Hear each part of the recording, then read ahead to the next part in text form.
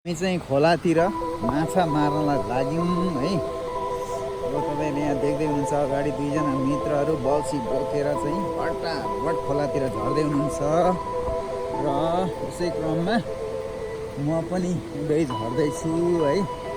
तपाईँलाई म अहिले एकैछिनमा माछा मार्ने ठाउँमा पुगे पछाडि चाहिँ कस्ता कस्ता माछाहरू मार्न सकिन्छ त अथवा मारिनेछ त आज भनेर देखाउने छु है त। हेर्दै गर्नु होला यो भिडियोलाई र म तपाईँहरूलाई केही छिन पछाडि फटाफट माछा मारेपछि स्वादिष्ट माछाहरू देखाउने छु है त। नमस्कार है साथी हो। बास अब यो चाहिँ बास परे बिग माउथ बास। ओहो let me see oh my gosh, this is a big bass.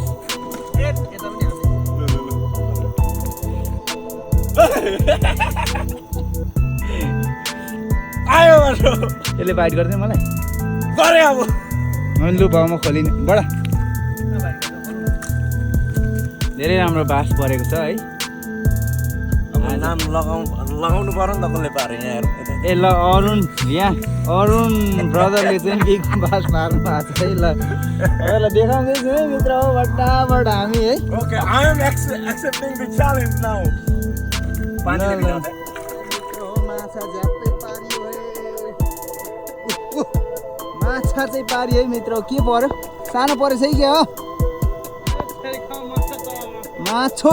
अघि मैले भनेको थिएँ नि तपाईँलाई माछो त के पर्यो यो उम्किन्छ माछो परे।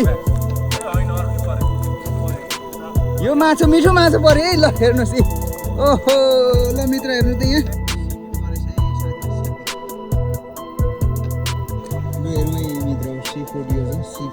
सिपी अरे होइन कन्सिडर 5 हो है यो चाहिँ। दाजुभाइ हो अघि मारेको खोलाको माछा रातो माछा चाहिँ तपाईँको सिजनिङ गर्ने काम मसलामा दिन्छ। एकदमै बिहारी प्रकारले माछा फ्राई गर्ने यो चाहिँ बाँस छुट्टै एकदमै अमेरिकामा एकदमै फेमस माछा हो। एकदमै स्वादिष्ट माछा दुईवटा मात्रै परेको थियो।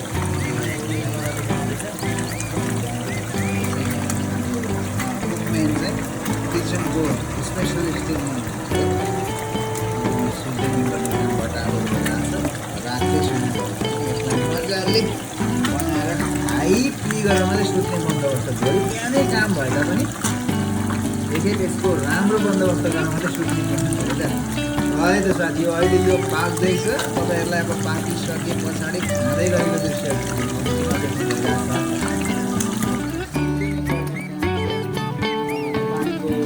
हल्दी जिराको रिको तपाईँको के अरे अनियनको पाउडर गार्लिकको पाउडर जिन्जरको पाउडर अन्य त्यही अन्यहरू रहेका छन्। रङ खोर्सानी जताततै पारेर चाहिँ एकदमै स्वादिष्ट रेसिपी बन्दैछ। एकदमै राम्रो क्रिस्पी माछा फ्राई हुँदैछ है त। मसला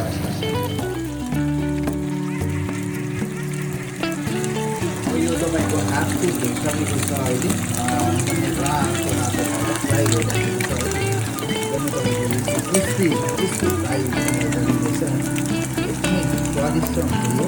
तपाईँले पनि ट्राई गर्न सक्नुहुन्छ। यो ताजा माछा एकदमै अहिले भर्खरै हामीले खोलाबाट ल्याएर फ्रेस माछा चाहिँ फ्राई गर्न अर्को रेनको लागि अर्को धानको लागि पनि हामी तयार गर्दैछौँ। यो चाहिँ अलिकति त्यो कार भन्नेलाई हामी नेपालीलाई चाहिँ राम्रो चल्छ।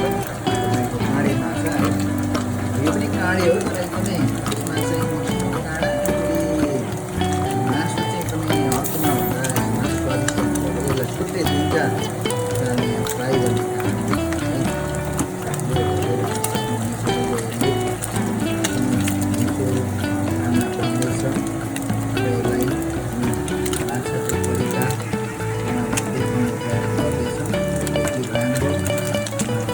विषयमा पनि तपाईँहरूले आफ्नो विचार आफ्नो धारणा तल कमेन्टमा छोडिदिनु होला र आउने दिनहरूमा पनि त्यस्तै खालको भिडियोहरू बनाउन हामीलाई प्रोत्साहन दिनुहोला, सल्लाह सुझाव दिनुहोला।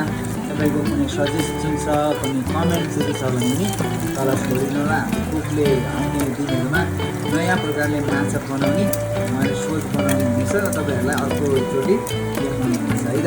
हस्, ल ल ल। यो चाहिँ हाम्रो सेकेन्ड भाग हो, दोस्रो चोटिको फ्राईमा। यो चाहिँ कर्ड, विशेष गरेर कर्ड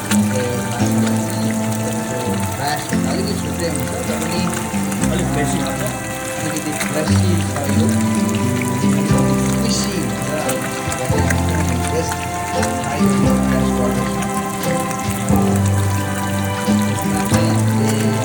अर्को अलिकति रेसिपीलाई चेन्ज गरेर छुट्टै टेस्ट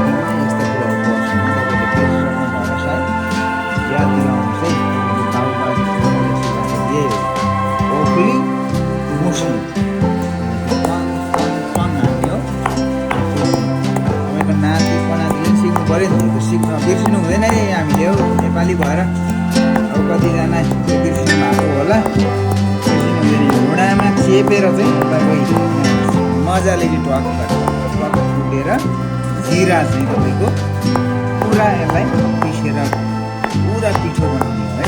अब अहिले अब खानको लागि रेसिपीमा एड गर्नुपर्छ।